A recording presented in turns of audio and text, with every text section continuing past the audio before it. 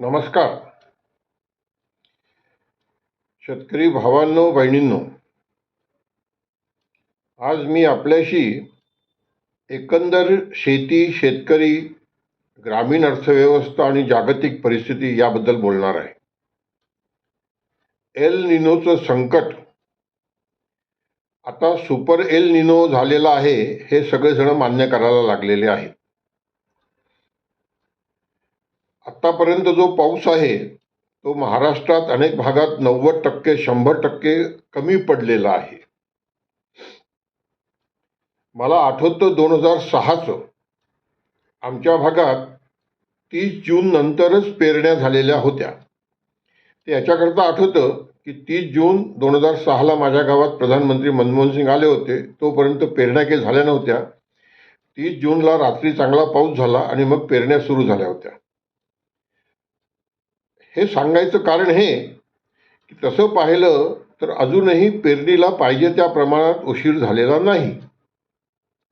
पण एक गोष्ट स्पष्ट आहे की जून महिन्यात जो काही पाऊस व्हायचा त्याच्यामुळे जमिनीत जो ओलावा, सॉईल मॉइश्चर वाढायचं आणि त्याचा उपयोग करून शेतकरी अनेक ठिकाणी कोरड्यातच कापसाची लागवड करायचे आणि मग स्प्रिंकलनी किंवा लोट्यानी पाणी देऊन कापसाचं बियाचं जर्मिनेशन करून घ्यायचे आणि मग ते टिकवायचे. पण आता परिस्थिती फारच भयानक आहे. जर 90% 100% पाऊस जून महिन्यातला जो आहे तो कमी झालेला आहे म्हणजे जमिनीत मॉइश्चर नाही आणि टेम्परेचर वाढलेलं आहे. आणि जून नंतर पाऊस कसा राहील याची सुद्धा काही गॅरंटी नाही आहे. कालच मी एक हवामान अंदाज ऐकत होतो. तो असं सांगत होता की जे 5 ट्रिगर आहेत आपल्याकडे मान्सूनचे ते 5ही आपल्या विरोधात गेलेले आहेत आणि त्याच्यामुळे यंदाचं मान्सून फार अनिश्चित राहणार आहे. आणि जो सेटबॅक बसलेला आहे, जी कमी झालेली आहे ती भरून निघेल का हे काही सांगता येत नाही. असं सांगितलं जातं की 23-24 नंतर पावसाचं प्रमाण वाढण्याची शक्यता आहे. मान्सून थोडा पुढे सरकेल. काल एक पुन्हा हवामान अंदाज असा ऐकला की सुडानकडनं जे वारे येतात ते थोडे ॲक्टिव्ह होतील आणि 24-25च्या सुमारास मुंबईला जरा चांगला पाऊस होईल.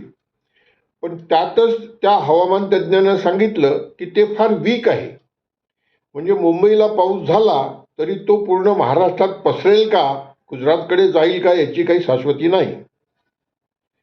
मला आठवतं लहानपणापासूनचं की मुंबईला 4-5 दिवस खूप धोधो पाऊस झाला की मग 5-6 दिवसानंतर विदर्भात, मराठवाड्यात पावसाची सुरुवात व्हायची. आता असं काही नाही आहे. त्याचसोबत असं सांगितलं गेलं की या सुडान वाऱ्यांनी एक लो प्रेशर एरिया बंगालच्या उपसागरात सुद्धा ओरिसाच्या त्या भागात तयार होण्याची शक्यता आहे. पण तो कमी दाबाचा पट्टा सुद्धा खूप जास्त ताकदीचा राहणार नाही असंही सांगितलं गेलेलं आहे. विदर्भात आजकाल मुंबईकडनं येणारा पाऊस कमी आणि पूर्वेकडनं येणारा पाऊस जास्त अशी अनुभवाची कहाणी आहे. आणि ते सुद्धा जर कमजोर असेल तर पाऊस येईल, पण तो कसा राहील हे सांगता येत नाही. आणि आता विहिरीत पाणी नाही आहे. विजेचा पुरवठाही खंडित होत चाललेला आहे, कारण कमी पावसामुळे अनेक ठिकाणी पॉवर प्लांट जे आहेत, वीज निर्मिती केंद्र, ते सगळे अनिश्चित स्थितीमध्ये आहे. अशा एकंदर परिस्थितीमध्ये पेरणीपासूनच सगळ्यात मोठा धोका आहे. माझ्या भागात तर 4-5 गावात एक 4-5 दिवसापूर्वी चांगला पाऊस झाला आणि लोकांनी पेरण्या केल्या. 60% लावण झाली असं लोक सांगतात त्या 3-4 गावामध्ये वायफळच्या आजूबाजूला. आणि आता ऊन असं तापतंय की 42 डिग्रीपर्यंत तापमान गेलं. नुसतं आभाळ येत आहे पण पाऊस नाही. त्यामुळे अनेक शेतकऱ्यांचं बियाणं आता खराब होण्याच्या स्थितीमध्ये आलेलं आहे. काल मला परभणीमधनं सुद्धा ही बातमी मिळाली. एक कदम नावाचे आमचे शेतकरी सहकारी आहेत, त्यांनी सुद्धा हेच सांगितलं की त्यांनी थोडा पाऊस पडला म्हणून लावलं आणि मग एवढा दणक्याचा पाऊस झाला की ते बी दबलं असेल आणि त्याच्यानंतर आता ऊन आहे कडक. अशी सगळी अनिश्चितता आहे. खर्च वाढलेले आहेत. खतांचे भाव 15 20 10 वगैरे 12 32 16 यांचे 25 ते 30% भाव वाढलेले आहेत. डिझेलचे भाव वाढलेले आहेत. त्याच्यामुळे नांगरणी, वखरणी, पेरणी याचे सगळे खर्च वाढलेले आहेत. म्हणजे खर्च वाढणार आहेत. पिकाची अनिश्चितता वाढणार आहे. शेतकऱ्यांनी पेरावं काय हा सगळ्यात महत्त्वाचा प्रश्न आहे. कापूस आणि सोयाबीन याच्याशिवाय काही पर्याय नाही. ज्वारी, तूर, मका पेरावा असं सांगितलं जात आहे. मी तुरीच्या पेराकरता समर्थन करीन, पण मला असं वाटतंय की तुरीचा पेरा वाढावा जर अशी सरकारची इच्छा असेल तर सरकारने आत्तापर्यंत तुरीच्या पेरण्याकरता प्रोत्साहनपर रक्कम जाहीर करायला पाहिजे होती. मला असं वाटतं की छत्तीसगडमध्ये धान पेरू नये म्हणून 15,000 रुपये एकरी देण्याची घोषणा झालेली आहे. पंजाब हरियाणामध्ये धान पेरू नये आणि धानाच्या ऐवजी कमी पाण्याचं पीक घ्यावं म्हणून 7,000 ते 14,000 रुपये एकरी प्रोत्साहन देण्याची घोषणा झालेली आहे. मग महाराष्ट्रात या एल निनोच्या संकटाच्या पार्श्वभूमीवर शेतकऱ्यांनी तूर जास्त पेरावी याच्याकरता एकरी 10,000 15,000 रुपयाचं जर अनुदान जाहीर केलं असतं तर तुरीकरता लोक वाढ गेले असते ना, आणि आम्हाला तुरीची आयात करावी लागते. भारत सरकारने 27 पर्यंत तुरीची करमुक्त आयात करण्याची घोषणा केलेली आहे. मी आजच पाहत होतो की म्यानमारची तूर नागपूरला 7,500 ते 8,000 रुपये क्विंटलमध्ये उपलब्ध आहे. म्हणजे एवढ्या दुष्काळाचं संकट असताना सुद्धा MSPच्या जवळपासच तुरीचे भाव टिकून आहेत. कापसाची परिस्थिती आता अशीच झालेली आहे. इराण अमेरिका युद्धानंतर जगात कापसाचे भाव वाढले होते. 97 सेंट 1 पाऊंड रुईपर्यंत भाव गेले होते आणि आमच्या देशात 9,500 रुपये क्विंटल 10,000च्या जवळपास जातो का असं वातावरण तयार झालं होतं. आणि जसं ते युद्ध शांत होत गेलं आणि जगात क्रूड ऑइलचे भाव $115वरनं $100च्या आत आणि आता तर $80च्या आसपास आले म्हणतात, तर जगात कापसाचे भाव पडायला लागले. पण भारत सरकारने 11% आयात कर काढून टाकलेला होता आणि आपल्याकडे आता कापसाची पेरणी उशिरा होते आहे आणि पंजाब, हरियाणा, राजस्थानमध्ये 20 ते 40% कापसाचा पेरा कमी झालेला आहे. या सगळ्या बातम्यांमुळे आणि आमच्या देशातली कापसाची आयात वाढलेली आहे. 50 लाख गाठीच्या वरती कापसाची आयात झालेली आहे म्हणतात आणि ती वाढण्याची शक्यता आणखीन आहे. तर पुन्हा जागतिक बाजारात कापसाचे भाव 82-84 सेंटवरनं जे प्रतिपाऊंड आले होते ते पुन्हा आता 88-89 सेंटपर्यंत वाढलेले आहेत. तशीच परिस्थिती सोयाबीनची आहे. सोयाबीनचं पीक जगाच्या बाजारात चांगलं आहे असं म्हणतात. अमेरिकेत तर खूप चांगलं आहे असं म्हणतात. सोयाबीनच्या बाजारात मंदी येईल, तेलाच्या बाजारात मंदी येईल, कारण पेट्रोल डिझेलचे भाव कमी झाल्यामुळे सोयाबीनच्या तेलाची बायोडिझेल करता मागणी कमी होणार आहे. पाम तेलाची मागणी कमी होणार आहे. त्याच्यामुळे खाद्यतेलाचे भाव जगात कमी होतील अशी चर्चा आहे. पण दुसरीकडे या एल निनोच्या संकटामुळे भारतासारख्या देशाची मागणी वाढणार आहे आणि म्हणून भाव स्थिर आहे अशीही बातमी आहे. आमच्या देशातला कोंबडी उद्योग, पोल्ट्रीवाला हा उद्योग DOC आयात करण्याची मागणी करतो आहे. आता DOC जर आयात झाली तर ती DOC 5,000 रुपये क्विंटलच्या हिशोबाने येईल असं म्हणतात. असं सोयाबीन प्रोसेसर असोसिएशनचे जे प्रमुख व्यवस्थापक आहेत, पाठक म्हणून त्यांचा इंटरव्ह्यू आहे, त्यांनी याच्यावर ऑब्जेक्शन घेतलेलं आहे. 5,000 रुपये क्विंटलची जर ढेप आयात झाली तर मग यावर्षी तर आम्हाला सोयाबीनला जी MSP आहे 5,807 रुपये ती सुद्धा मिळणार नाही. अशा विचित्र परिस्थितीमध्ये शेतकरी आहे. मला असं वाटतंय की या सगळ्या पार्श्वभूमीवर एक चांगला पीक विमा योजना याची गरज होती, पण त्याच्याकरता सुद्धा सरकार काही कार्यक्षमतेनं काम करताना दिसत नाही आहे. जे 3-4 ट्रिगर होते ते ट्रिगरही काढून टाकलेले आहेत आणि त्याच्यामुळे फार मोठा धोका पुढे दिसतो आहे, कारण शेती आता ही अधिक खर्चाची झालेली आहे.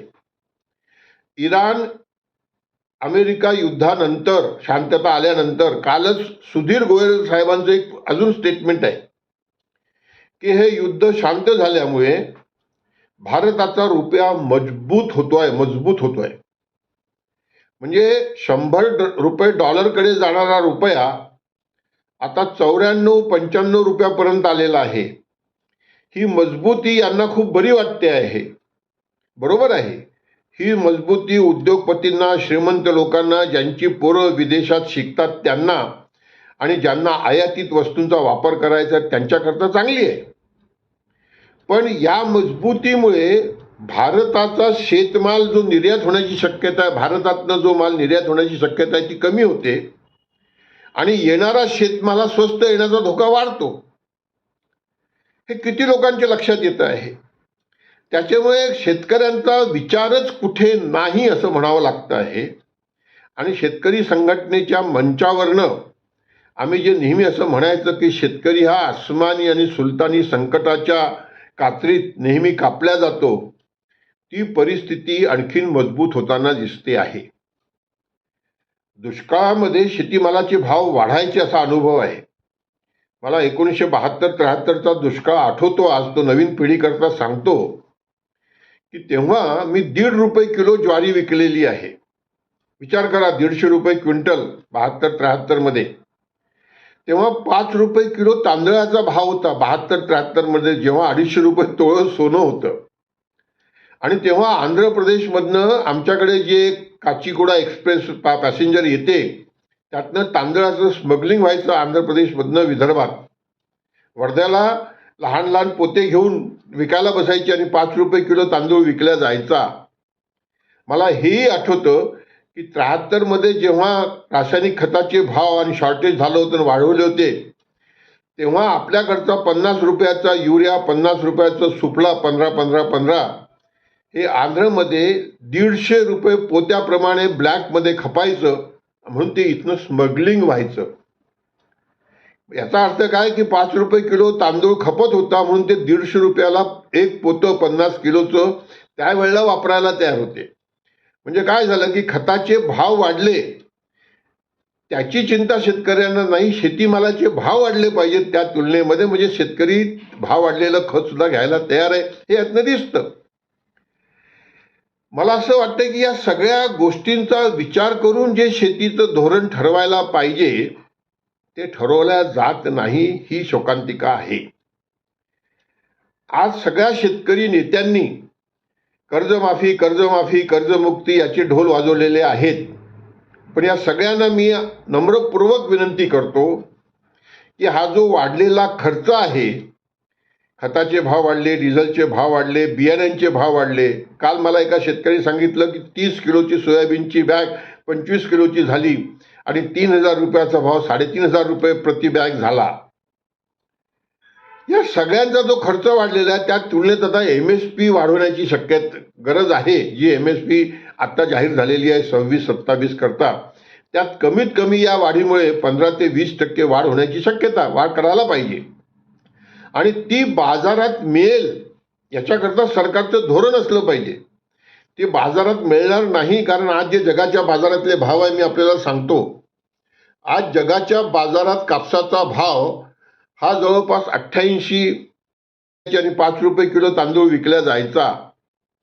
मला हेही आठवतं की 73 मध्ये जेव्हा रासायनिक खताचे भाव आणि शॉर्टेज झालं होतं आणि वाढवले होते, तेव्हा आपल्याकडचा 50 रुपयाचा युरिया, 50 रुपयाचा सुफला 15-15-15 हे आंध्रमध्ये 150 रुपये पोत्याप्रमाणे ब्लॅकमध्ये खपायचं, म्हणून ते इथनं स्मगलिंग व्हायचं. याचा अर्थ काय की 5 रुपये किलो तांदूळ खपत होता म्हणून ते 150 रुपयाला एक पोतं 50 किलोचं त्यावेळेला वापरायला तयार होते.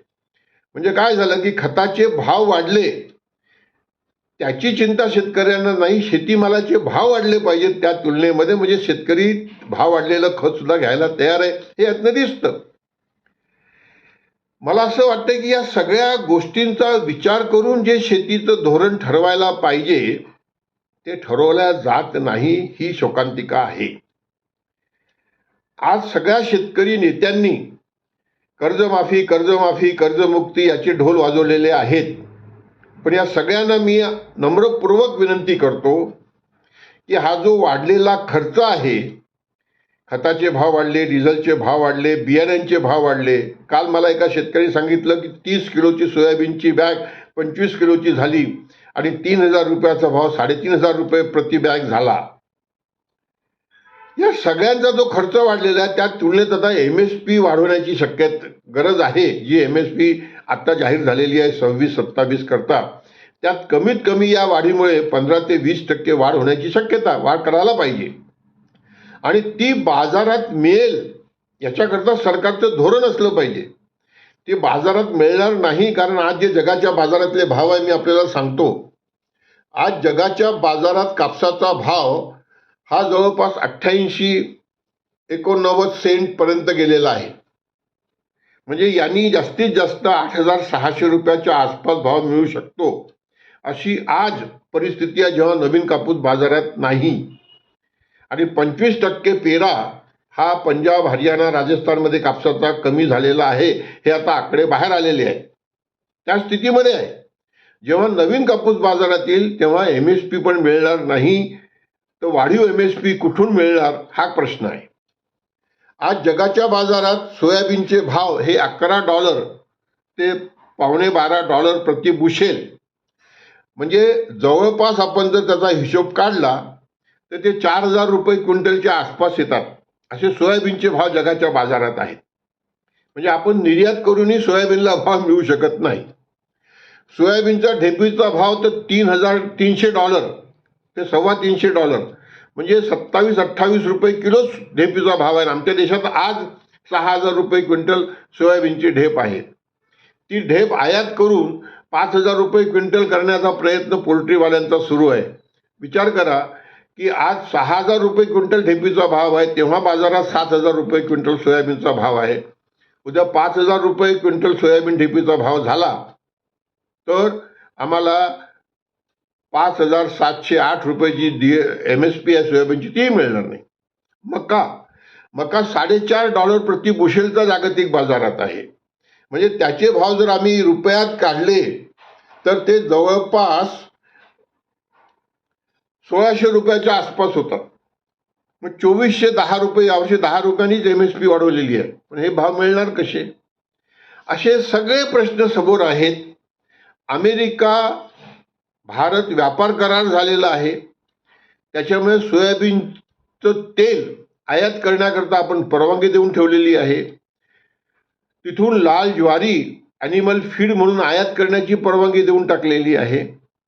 आणि $500 बिलियन 5 वर्षात अमेरिकेचा माल आम्ही आयात करू. त्यात काय काय आहे काही सांगितलं गेलेलं नाही आहे.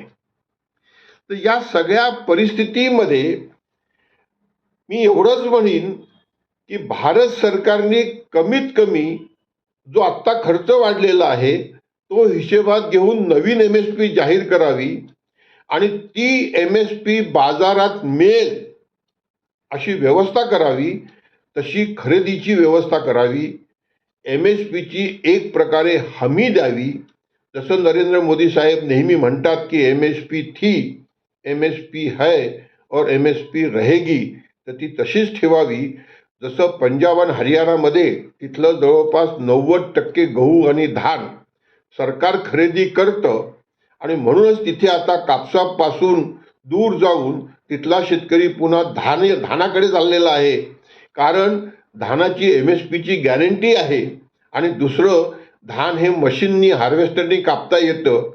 कापूस हा मॅन्युअली मजूर लावून वेचावा लागतो आणि पंजाब हरियाणाच्या लोकांचं असं म्हणणं आहे की आता मला 15 ते 20 रुपये किलोपर्यंत कापूस वेचणी द्यावी लागते आणि मजूर सापडत नाही. म्हणजे एकीकडे आसमानी संकट आहे आणि दुसरीकडे सुलतानी संकट आहे आणि या कात्रीत शेतकरी हा मोठ्या प्रमाणात सापडलेला आहे. पीक विमा योजनेचा एक शेवटचा मुद्दा मी सांगतो. त्याची फार गरज आहे. ती फार चांगल्या पद्धतीने राबवल्या गेली पाहिजे. आमचे सगळे शेतकरी नेते यांनी पुन्हा तो 1 रुपयाचा पीक विमा योजना आणि जुन्या ट्रिगर सहित लावावा ही मागणी केलेली आहे. याचं सगळ्यांनी समर्थनच करायला पाहिजे, कारण आता अधिक खर्चाची शेती झालेली आहे. शेतीत बियाणं महाग झालेलं आहे, खतं महाग झालेले आहे, मजुरी महाग झाली असं मी म्हणणार नाही, पण पहिलेपेक्षा निश्चित जी मजुरी शेतकरी देतो आहे शेतीत ती त्याच्या ताकदीच्या बाहेरची देतो आहे. वेतन आयोगाच्या तुलनेत अजूनही मजुरी वाढलेली नाही, पण हे सगळे जे खर्च आहेत हे नगदीने करावे लागतात. म्हणजे एक प्रकारे पैसा जमिनीत पेरावा लागतो. पीक काय येईल आणि भाव काय मिळतील याची शाश्वती नाही. अशा अनिश्चिततेत हा शेतीचा व्यवसाय आता गेलेला आहे आणि याला वाचवणारा कोणीच बळीराजा नाही. हे दुःख आहे. प्रभू रामाला मी विनंती करतो की ते या सरकारला सद्बुद्धी देवो आणि अन्नदाताला त्याची अनन्न दशेपासून मुक्त करो. त्याला ऊर्जादाता करा, त्याला आणखीन विटॅमिन दाता करा, पण त्याला माणसासारखा जगण्याचा अधिकार देणारी राजकीय, आर्थिक, सामाजिक व्यवस्था निर्माण करा. हीच माझी विनंती. शुभेच्छांसह नमस्कार. धन्यवाद.